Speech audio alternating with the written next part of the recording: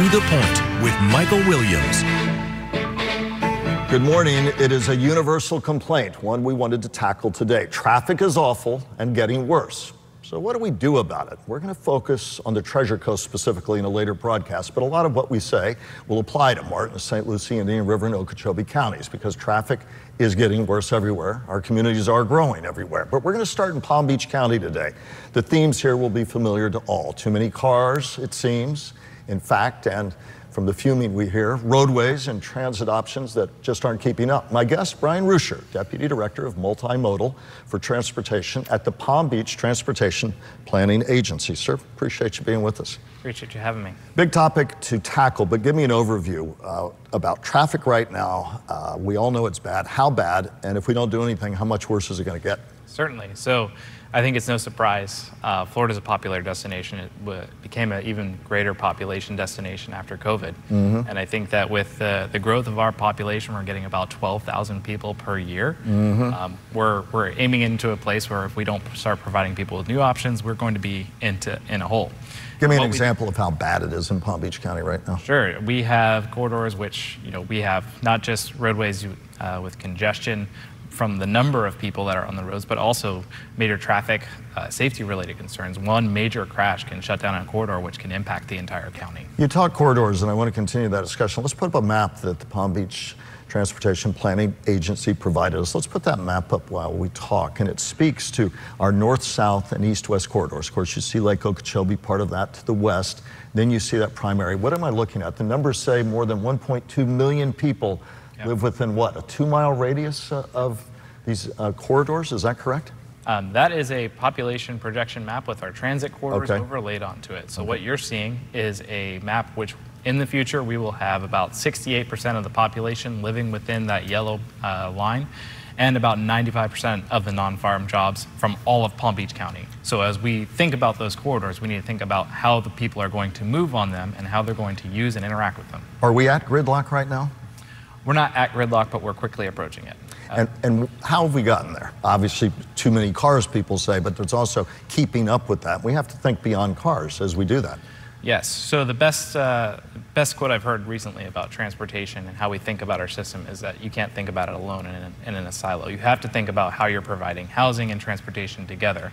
Currently, the average Palm Beach County resident is spending about 60% of their household budget alone on housing and transportation. So when people look for options, they're looking to live elsewhere, maybe further out, and they're doing so with a lot of other people coming. Let's put the map up yet again because I think it's instructive. North-south corridor, we think US 1. East-west, we would think primarily as we look at the map, Okeechobee Boulevard, Southern Boulevard, what else am I missing as your prime corridors? We, of course, think about Glades, Boynton Beach, Lake Worth Road, what else? Atlantic Avenue, a number of other corridors that are on the map include some of the lesser arterials, but those are the primary ones that we see as the future for potential options in the future. When you say options, because people are saying they're complaining it's gridlock. In fact, we have some video, and I think we could put up some that we sent Chopper 5 up to go along Southern Boulevard, and we can throw that up, or Okeechobee Boulevard. It wasn't a particularly bad day that day, but people all the time saying going from west to east, and your map illustrates that's a growing problem. So how do we tackle that? People aren't going to give up their cars. How do we have to think about transportation? What kind of options must we begin to think about?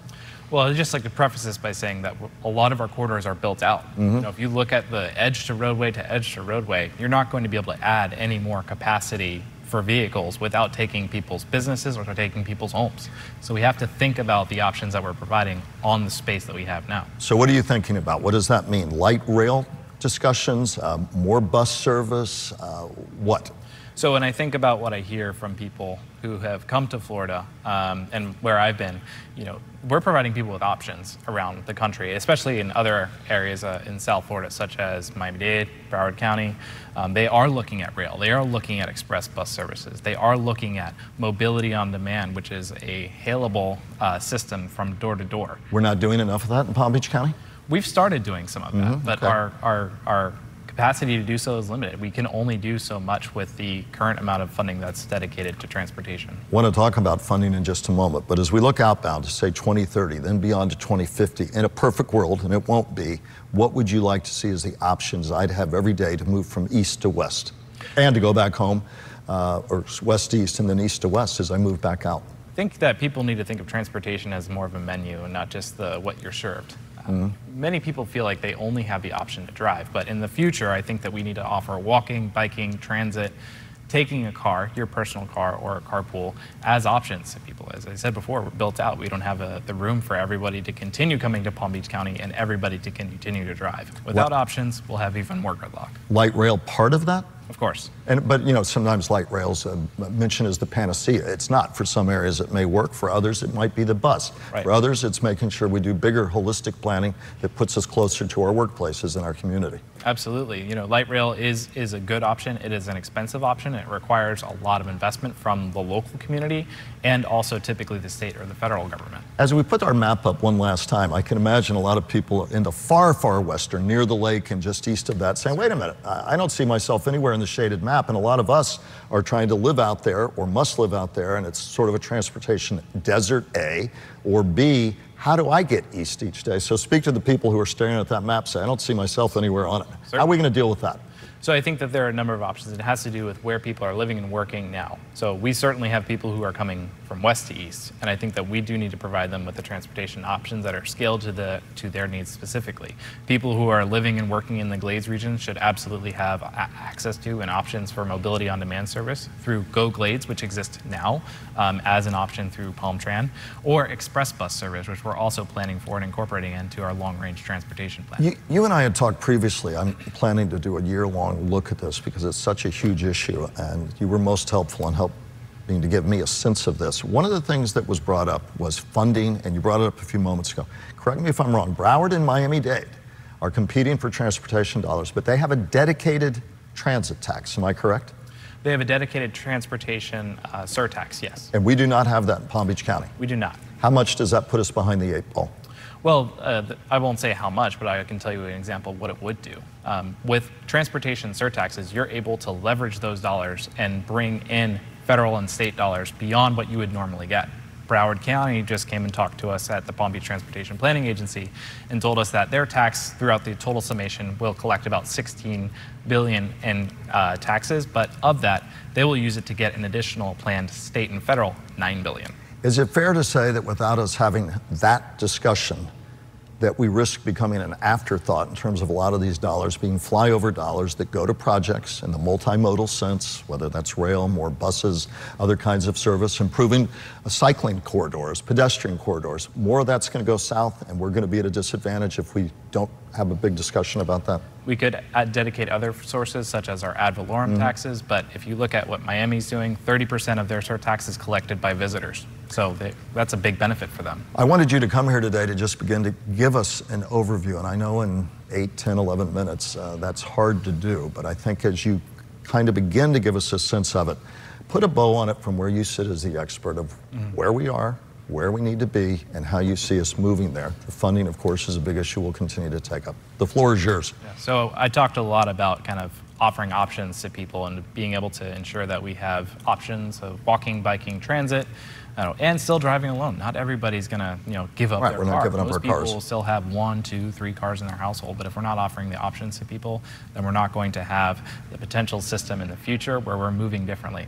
And then one additional point, and I always like to make sure I make a point of this, it's very important to recognize that on Palm Beach County roads, we lose about 200 people a year due to traffic-related fatalities, and about 1,000 people get seriously injured. So we need to start thinking about this. We need our options and our roads to be safe for everyone. Our goal is 0 traffic-related fatalities and 0 traffic-related serious injuries. And we only get there if we start providing safe, convenient, and comfortable. And that also goes for pedestrians and cyclists as well. We have higher than average numbers of cyclist and pedestrian injuries and fatalities. Palm Beach County is one of the highest in the state, and we rank 2nd for most dangerous as a state overall compared to the rest of the nation for pedestrians. I wanted to at least set the table for the discussion that I hear loud and clear we must have here if we're not going to fall behind our sister counties to the south and other regions of the country that have had to make these tough choices. What would be the one takeaway message that you absolutely want everybody to have about the discussion we must have moving forward so that we're not sitting in our car and all we're doing is fuming about what's getting worse? Certainly. So I think that there's if I had to say that there's one thing, is that we need to provide people with another option to get around. And I know that there's discussion around transportation funding and how we go about doing that. But if you look at where the money is going around the rest of the country, Miami-Dade County just received a line item for about $300 million in the federal discretionary program. Broward got $5 million for safety project planning. Palm Beach is receiving a small number of federal discretionary grants, but we haven't hit the mark where we're quite hitting those numbers yet. Is the attractiveness to the federal government of sending that money to them based in part on the fact they know that they have dedicated transit or transportation tax money? Absolutely. To match up with that? Absolutely. One of the things that the federal government will look at is, do you have the money to operate a good transportation system long term? Because they want to make sure that their investments going to your community is going to be spent well. Brian Ruscher, Deputy Director Multimodal, Palm Beach Transportation Planning Agency. I humbly acknowledge we're just beginning to scratch the surface, but we'll be bugging you all year long because people are talking about it more and more and more. Thank you for setting the table today. Love to be back. Thank you. Absolutely. Water woes and heated debate on the Treasure Coast. Next.